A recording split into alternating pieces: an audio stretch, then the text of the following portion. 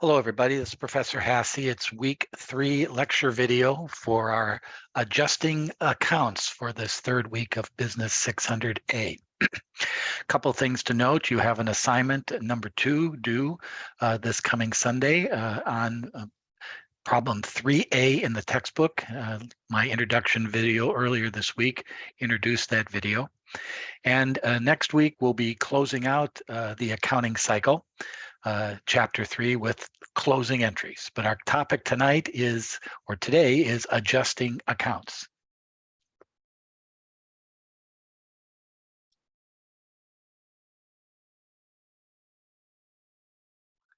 We're concentrating on the accounting cycle. And this is the accounting cycle. We're going to learn over the next 2 weeks adjusted journal entries, adjusted trial balance, financial statements, and then next week we're going to talk about closing entries, posting to the general ledger, and post-closing trial balance. That's the complete accounting cycle, and that'll get us into the midterm in a couple of weeks. Remember, the midterm is take home. All the work here is take home, where it gives the adjusted trial balance. After all the adjustments have been made, you do another trial balance, and what accounts of this trial balance go into the balance sheet, the statement of owner's equity, and the income statement. You had to do these formats this past week in chapter 2, but we're going to be doing a little bit more of this in the next coming weeks. So this is a nice little description taken from the text of what goes into the 3 main financial statements we will be studying. Once we're done with these work in the accounting cycle, then we go into finance with these financial statements because they'll tell us some financial information about corporate finance that we'll study in addition to the accounting part of all this. So this is in week 3 of Blackboard. Very handy little item there to get to know financial statements. Detail about this next week, but this is the closing process where you close the books. At the end of every accounting period, I'm sure some of you must run into this in your own jobs at your companies. Do you ever get a memo from somebody saying, hey, get all your invoices in or all your bills in by the 10th day of the month? If not, you won't get paid. They're trying to make the accounting cutoff so everybody can get all the accounting information and pay all the bills and account for everything for the accounting period. That's the closing process. All companies close every month. All companies close every quarter. All companies close every year. Exciting stuff. The closing process is to zero out all temporary accounts. That's revenue, expense, and dividends. Those are the accounts we close out. And we'll talk more about this next week, but that's a heads up to this process that finishes up this accounting cycle as described here. This in normal English instead of this accounting stuff. What we're doing is we make journal entries and record business transactions during the month. But then when it comes to the end of the month, certain things need to be adjusted. We have to change things. And these are the 4 types of adjustments that have to be made to certain accounts. It's called adjusting entries. The deferral of an expense, the deferral of revenue. What is deferral meaning? Postponing the expense for another time. Postponing the revenue for another time. That's what prepaid insurance is, a deferral of expense. That's what unearned revenue is, a deferral of revenue. You're postponing that until it's actually been provided. Accrued expense and accrued revenue. Accrued meanings it has happened, it has yet to been paid, cash. All right? An accrued expense is an expense that has happened, but you haven't paid it yet. It goes into a liability or a payable account. Accrued revenue is revenue you have provided, but it has yet to be paid. Deferral is the postponing of expense and revenues. Accrual is the recording of expense and revenues without the payment of cash. Those are the four main adjusting type of entries talking about here in chapter 3. And we're looking at examples of this in your work in the exercises and problems this week. Remember I said deferred expenses? The postponing of an expense, that's an example of a prepaid. Where a prepaid is you pay in advance for insurance or rent. Then when that rent or insurance has actually been provided you, then you record an adjusting entry, making it an expense account. Creating the expense because the expense has now been provided. That's a deferral. It's called a prepaid.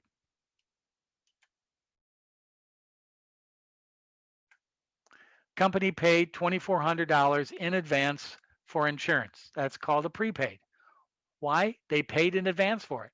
It hasn't happened yet. So it goes into a prepaid account. Remember, the other side of this on the credit side is cash. At the end of 1 month, $100 of the insurance has now been provided.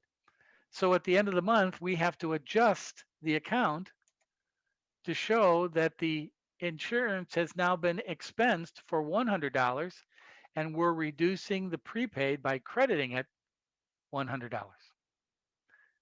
So when we book it as a prepaid, we're deferring the expense. And when the expense occurs with, in this case, the passage of time, it's recorded as an adjusting entry.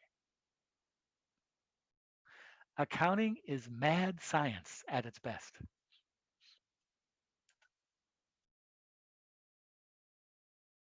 And that leaves these account balances at the end of that cycle. And here's the journal entry. Debit insurance expense, credit prepaid. That's the adjusting journal entry for that transaction. Here's another one. Another example of deferring of expense. We purchased supplies in December, but we haven't used them all yet. We bought $9,720 of supplies. Could be office supplies, factory supplies, whatever. Then we took an inventory at the end of the month, and we found that the inventory showed us we had $8,670 of supplies. That means we used $1,050 of supplies during the month. We purchased $97.20. We took an inventory of supplies and found that $1,050 have been used. We do an adjusting entry, recording the expense and crediting the supplies to show that adjustment per the inventory of supplies.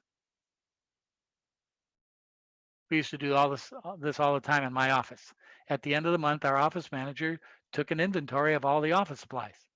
Whatever had been used, we have to do an adjusting entry, reducing the amount of inventory that we had on those supplies and turning it into an expense. And that's how that looks. And there's the journal entry. Another example of deferral of expense, recording the use of supplies. And here's another one, and the last one, and probably the most important, because this heads into corporate finance later on in our class.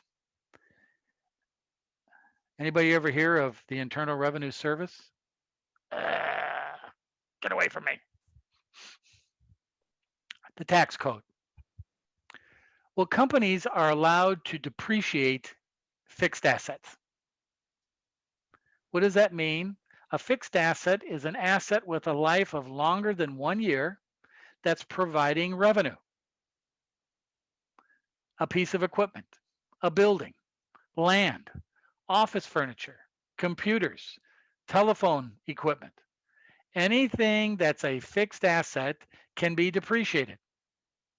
You can lower its value over time. That's another deferral of an expense. Professor, you said buildings. Yep. Can you explain that? It's called a straight line method. Taking what you paid for the asset minus what you think its ending value is going to be after you beat the hell out of it all those years and dividing it by the estimated life of that asset. All assets have useful life determined by the Internal Revenue Service Code. This is why we have CPA firms, public accounting firms. A lot of companies don't want to spend the time or hire people to figure all this out, so you let your public accountants do it. That's what CPAs do. They figure all this stuff out for companies and get paid about $150 an hour to do it. I know that because I used to do this when I was 24 years old. That's what I did for a living. Depreciation schedules for a lot of companies. But that's depreciation. So let's say this company bought a piece of equipment on December 1st for $26,000. It has a useful life of 5 years. And at the end of those 5 years, we think it's going to be worth $8,000. Now, this public accounting firm, your public accountants, your purchasing department, your risk managers all have to sign off on this $8,000. That's an estimate. So, what is the depreciation?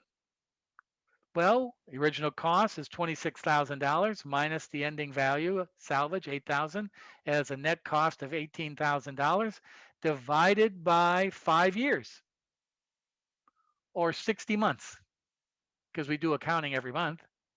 That's $300 a month in depreciation over the 5 years of this piece of equipment. Think in your business how many assets your company owns. Somebody is figuring out the depreciation and keeping track of all of these assets. That's why it's always nice to know there's a lot of jobs for accountants. Somebody's got to keep track of all this stuff. So here's the T accounts or the ledger. We bought the equipment for $26,000 and then we depreciate it for 1 month, $300. And it goes into these two accounts. An expense account, which is an income statement item, depreciation expense, $300. And look where the credit goes. It goes into an account called accumulated depreciation. That's an asset account. It's an asset account with a credit balance. In other words, on the books is what we paid for the equipment, debit equipment, $26,000. And on our books is the credit asset account, accumulated depreciation, that shows what we've depreciated up to this point in time. The net fixed asset then would be $25,700. The cost minus what we've depreciated up to this point in time. And there's the journal entry to record depreciation. There's a nice thing about this type of entry, especially if you're a businesswoman or a businessman. And we'll look more at this when we get into the second half of our class in finance. But we're expensing $300, but are we writing a check? Are we writing a check to Mr. or Mrs. Depreciation? No. The IRS, excuse me, reducing your tax liability without spending any money. That's what makes this so attractive for businesses. I don't know if any of you work for companies, but at the end of every fiscal year in many businesses, they say, hey, we got some money left over. Let's go out and buy some fixed assets. Let's buy some equipment. We don't need it, but let's buy it anyways. Why? They can get tax deductions. That's why companies purchase capital equipment. That's why this is so important to many businesses. It produces a tax reduction and cash flow. But we'll look more at that in our finance part of the course. And this is what depreciation looks like on the balance sheet on the asset side. There's the equipment. We've accumulated now 3 months, $900, net $25,100. And this is how it shows. The book value is the cost less what's been depreciated.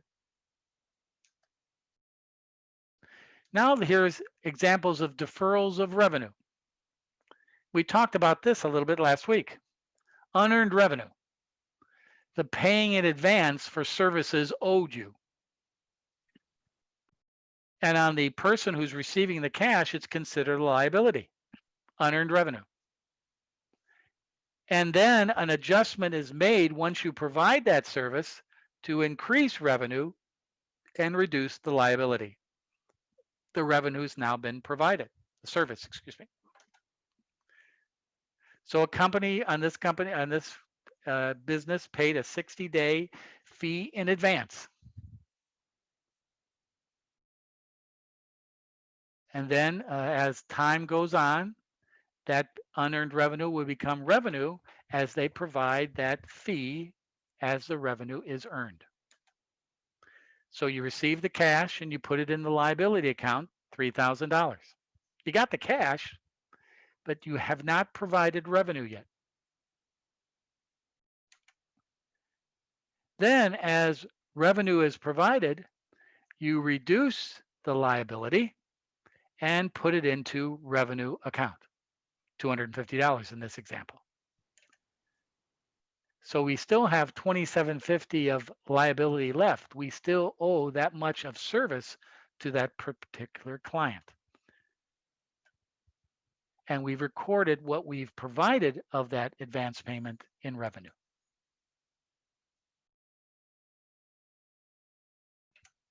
And there's the journal entry to adjust the account, debiting the liability and crediting the revenue because now the payment in advance has been earned and provided. That's a deferred revenue. This is where Exxon got in big trouble and caused the end of that company.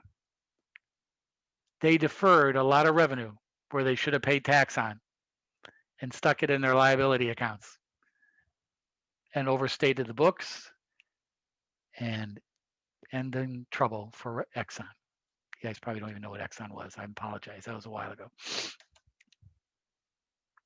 Now here's the third type of adjustment that we talked about, accrued expenses. This is the recording of expenses that have been incurred, but we have not paid them that yet. They are owed. So we record the expense and put it into a liability. Then when those expenses are actually provided, we take it out of the liability and probably pay cash. And it usually happens with payroll. Fast Forward pays its employees $70 a day or $350 for a 5-day work week. The salaries are paid on every Friday. But December 31st is on a Wednesday, the end of the period of time. So there's 3 days salaries owed at the end of the year. On December 31st, we owe for Monday, Tuesday, and Wednesday, but we're not going to pay them until Friday, which is in the new year, January. So we have to record an accrual for those 3 days as of December 31st. The expense has been incurred, but we're not going to pay it until the next month in another year, January. Happens all the time. Here's the adjusting entry. Debit salaries expense, credit salaries payable. So we have that liability on the books carried forward into the next year. Then on Friday, January 2nd, we'll pay the 5 days of payroll. 3 of the days will be debited to salaries payable to wipe out that liability from the 3 days in December. That's how that works. Whew, makes your head spin. And here's how it looks in our ledger T accounts. We owe the payable and we put it into the salary expense. In other words, they worked Monday and Tuesday, Wednesday, December 29th, 30th, 31st. So that's an expense in this year. But we're not going to pay it until January. It's a liability. That's an example of accrued expenses.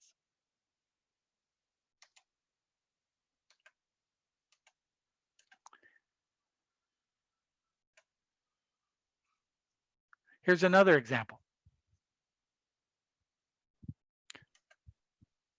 See, as I said, when we make our payroll period payment in the next year in January, notice we're paying the cash of the salaries, but 3 of those days are in go to a payable account because we already expensed them in the prior year. This is the entry in the new year. And the last one, accrued revenues. Revenues that we have provided but remain owed to us. And I can relate to this, and probably some of you can too. Do you ever lend a family member money? First of all, the worst evil of all is lending your family member money. And then you say, yeah, you can pay me back when you want to. No, the family member goes, no, no, no.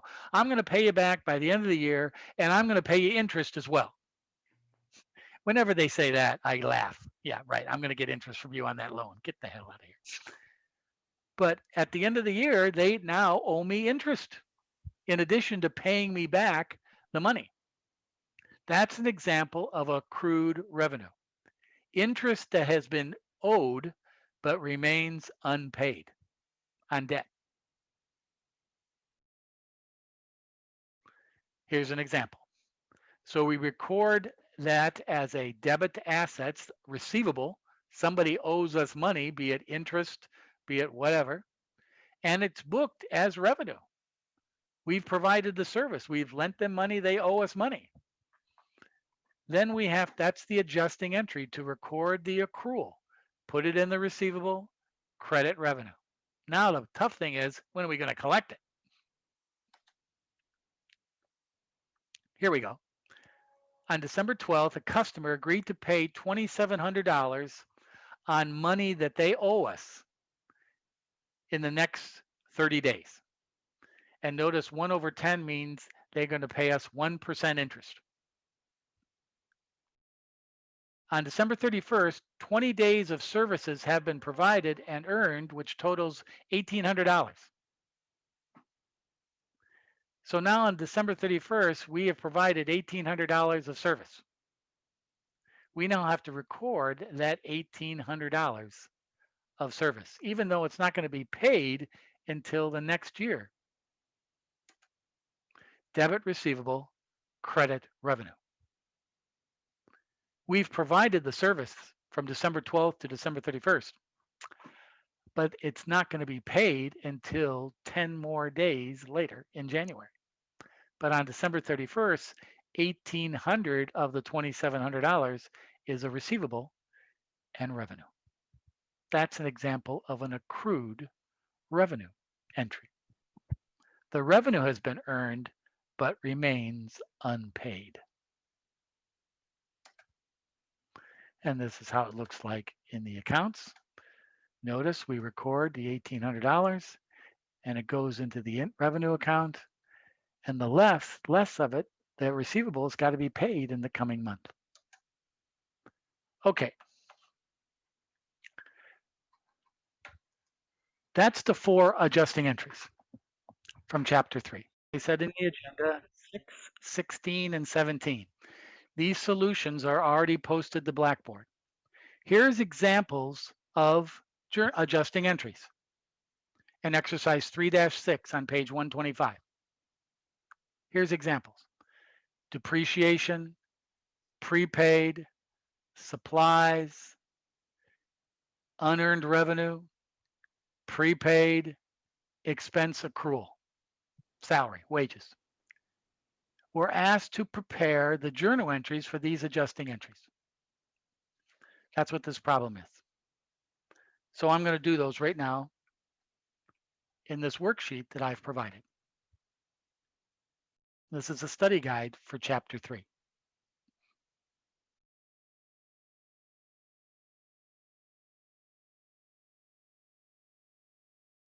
Oops, wrong one. Excuse me.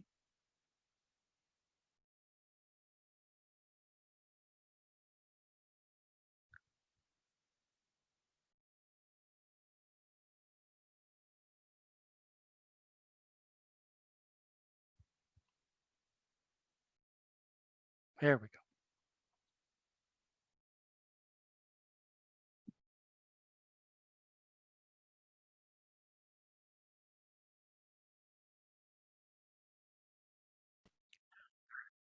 Excuse me, guys. Sorry. Got too many files open. Philip, can you see this exercise 3.6 on your screen? Okay. So we're going to record adjusting journal entries. Again, remember last week we recorded general journal entries. Now we're recording adjustments to those accounts for things that have occurred. So I'm on page 125, exercise 3-6, and I'm doing practicing adjusting entries. Transaction A, we're recording depreciation for the year on equipment amounted to $18,000. So we're going to put that into depreciation, equipment, debit, $18,000. And we're going to credit accumulated depreciation on the equipment, $18,000. This is example of a deferral expense. We purchased equipment, now we're expensing it with the passage of time called depreciation. Depreciation debit, accumulated depreciation credit for the amount of the depreciation given in the problem. Transaction B. Prepaid insurance account had a $6,000 debit balance on December 31st. An analysis of the company's insurance policy showed that $1,100 of the unexpired insurance coverage remains. So if we had $6,000 of prepaid and $1,100 still remains, so now we have to record the difference between $6,000 and $1,100.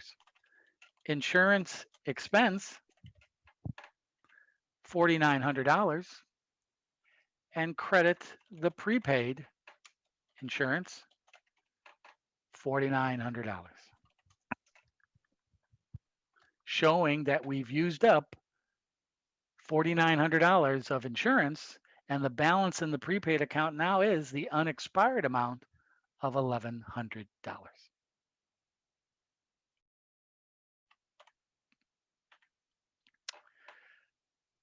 Transaction C. The supplies account had a $700 debit balance at the beginning of the year. $3,480 of supplies were purchased during the year. That's $700 beginning balance plus $3,480 of supplies purchased during the year. And at the end of the year, on December 31st, a physical account showed $300 of supplies available. So we had started out the year with $700. We added an additional $3,480 during the year. And at the end of the year, we had $300 left of supplies unused. That must mean we used $3,880 of supplies. Debit supplies expense,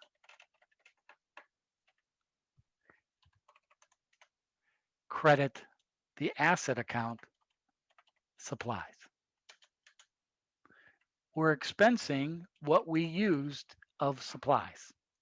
And how did we calculate that? We took an ending inventory of $300, subtracted it from what we started out the year and what additional supplies we purchased. That's what we have used, and that's the adjusting entry. These are all deferrals of expenses. Transaction D. 2/3 of work related to $15,000 of cash received in advance was performed this period. Somebody paid us $15,000 in advance.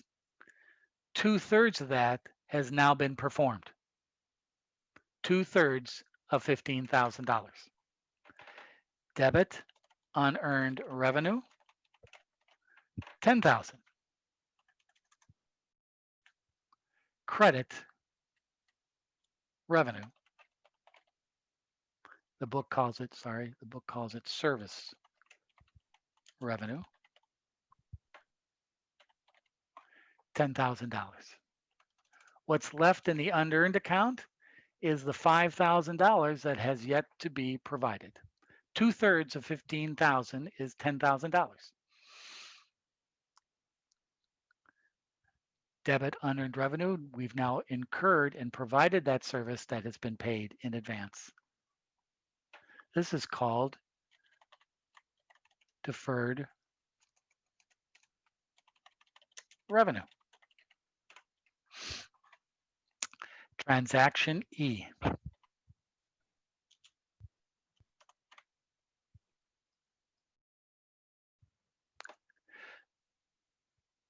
Prepaid rent had a $6,800 debit balance on December 31st.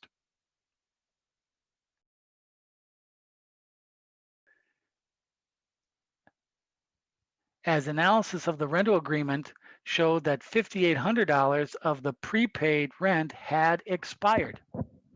So we paid in advance $6,800 sitting in the prepaid account.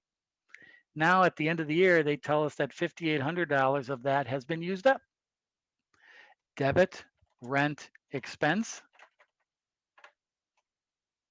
$5,800, and credit prepaid rent, $5,800. We're now adjusting with the prepaid now have been used up, and there's still $1,000 left in that prepaid.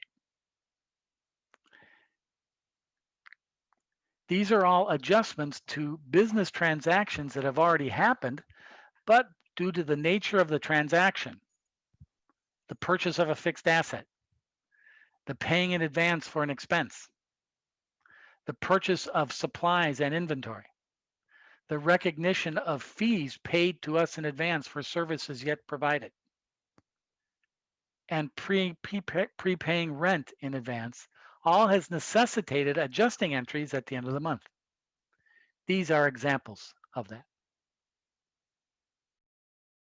This is problem or exercise 3-6.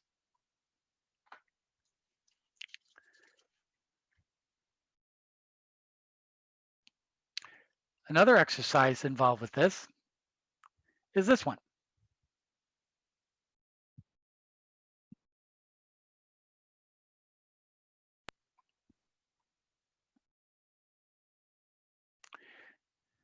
Exercise 3-16, a little bit farther down the page. Here's a company where they have given us the trial, all the adjusted accounts. They've already done the adjusting entries. And here are the balances in the accounts. They're asking us in this problem to take this information, prepare an adjusted trial balance, and then prepare the 3 financial statements in problem 3-16. In other words, take all these accounts and put them into a trial balance, and then prepare the financial statements, income statement, retained earnings statement, and balance sheet to do that. Well, I'm going to do that right now. This is what you're going to be doing in the problems, the exercise problems for this week. Okay, let me put this together for you.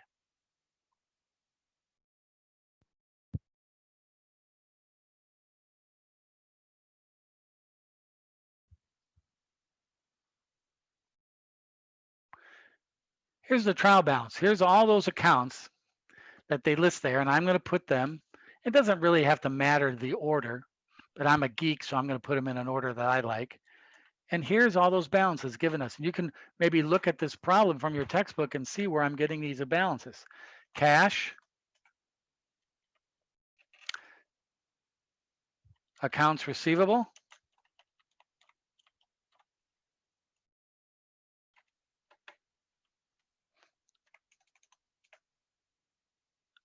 Supplies. Notice I'm putting all the asset accounts together.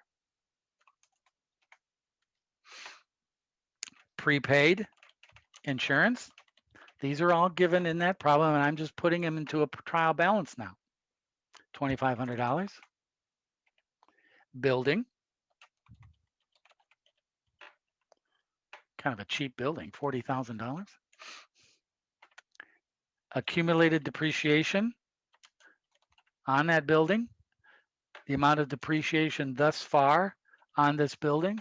Notice that's a credit balance, $15,000. Accounts payable. Here come the liabilities.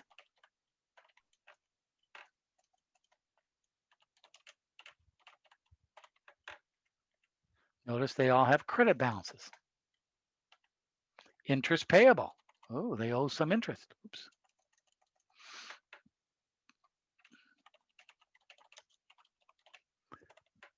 Now, the reason I'm doing this is because I had some panic emails and phone calls from students last week. You went through the process. It's not balancing, Mr. Hassey. Son of a, son of a, son of a. It's not balancing. And as a lot of you have learned, you have to be meticulous and careful in doing this. You make one mistake or transpose one number, it's all effed up, sorry for my French. It's all screwed up. So you have to be very meticulous. You just can't run through this. So the students who waited until Sunday afternoon at 4 o'clock and did this and rushed through it, it's $100. Wages payable.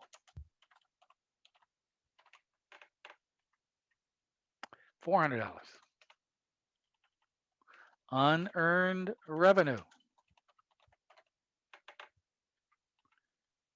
$800. Now we get, they got a lot of liabilities for this company. Sounds like University of Laverne. $11,000.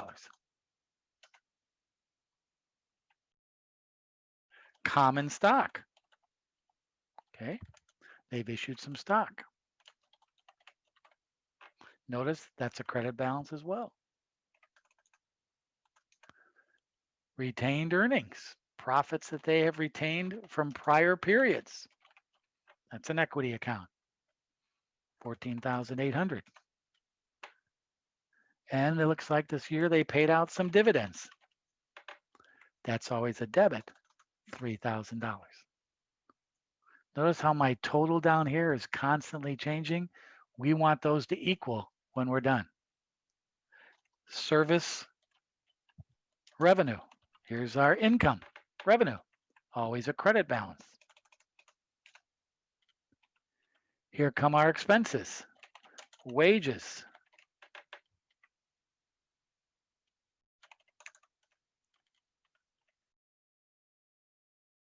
interest,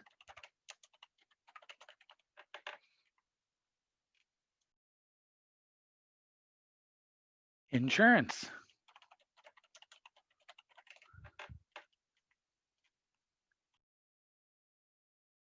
two more, supplies,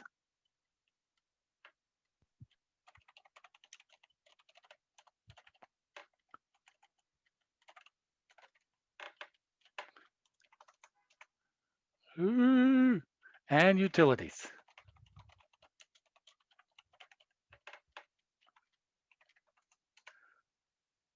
We're off. Son of a pup. What happened? Cash, receivable, supplies, prepaid, buildings, dividends. I forgot one. See? I purposely did this. I'm not that much of a moron. But notice I went through this and I went back to my list. Where is depreciation expense on the building? I left that out. I missed it. That's why I'm out of balance. So I looked for depreciation expense, and there it is on the building. That was $2,000. It balances. I missed that one. And this happens. That's why you have to be meticulous. But when it does happen, just go back through. It's there, trust me. So there's our adjusted trial balance. Now we take these accounts and create the financial statements. The asset, the liabilities, the common stock and retained earning, they go to the balance sheet.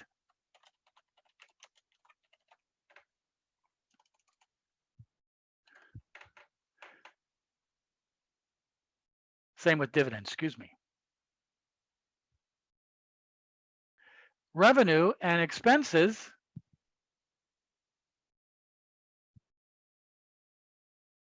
go to the income statement.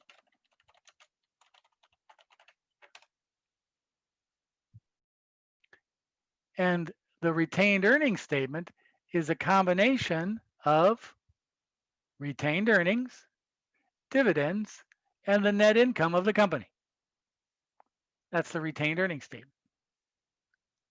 And just like those diagrams that I showed you earlier that are in our Blackboard week 3 file folder, you now put these in the proper statements to tell us what happened.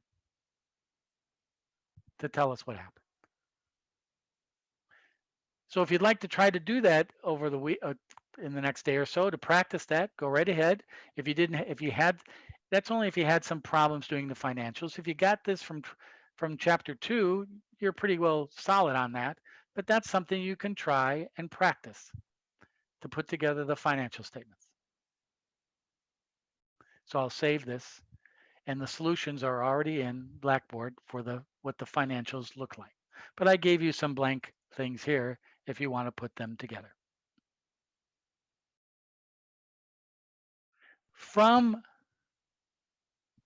this trial balance, you put together the financials. That's what I would like you to do. Take these and put together the financials of these accounts. So we did this already. We did exercise 316. We put them into a trial balance. Now your job, if you want to do so, if not, you don't have to practice. This is just practice. Put them into the 3 financial statements and what they look like. And those are these practice exercises, and the solutions are in the Blackboard if you'd like to practice. I have found, this is time management at 101 at best. I know a lot of you have other classes and got a lot of things going on. But if you want to get prepared to do the examinations and get prepared to do the assignments, these exercises are practice and templates to do that. All right, financial statements for that trial balance that we just did. All those accounts that we just put in that nice adjusted trial balance, I took the revenue and expense accounts. Here's revenue, here's expense, $6,700 profit. That's that trial balance. Now people can see this and say, oh yeah, I can see what happened. There's the revenues and expenses. If you just look at the trial balance, it just looks like a bunch of numbers. The financial statements are what go out to the management and to the public to show them in a nice, neat format what's happening. And notice the heading, the name of the company, the statement for what period of time. And notice the statement of retained earnings. They start out the period with that 14,800. Here's their net income that we just calculated in the income statement. That's added to that, and then we subtract out the dividends that were paid that year. And there's our ending retained earnings balance on December 31st. And this number here now goes to the equity section. There it is right there on the balance sheet. And here are the assets that I just listed. Notice buildings less accumulated depreciation, debit balance, credit balance. There's the book value. Liabilities, stock. There's the new retained earnings balance taken from this retained earnings statement. And it all balances. Statement of financial position on December 31st, $42,300 of assets. Book value, $13,800 of debt. Yeah. $28,500 of owner equity. Boom. This is how the retained earnings look. And this is what the profits were for this particular time period. Not last year, not next year, this year. They made $6,700, and that increased the value of the equity of the business. So all these numbers here that we just did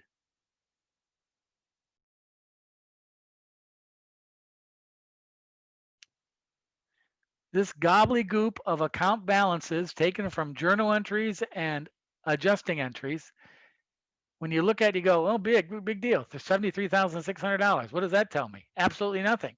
Just tells you everything's in balance. But then you take this information and put it in the appropriate statements, and it tells the world what happened.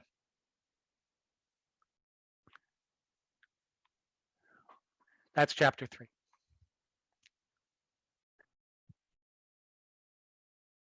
Okay, to highlight where this information is in Blackboard, if you go to week 3 financial statements, that's this week, here are the lecture files that I just went over, the exercises 6, 16, 17, the solutions in a PDF format, and the solutions in the spreadsheet format that we just did via the video.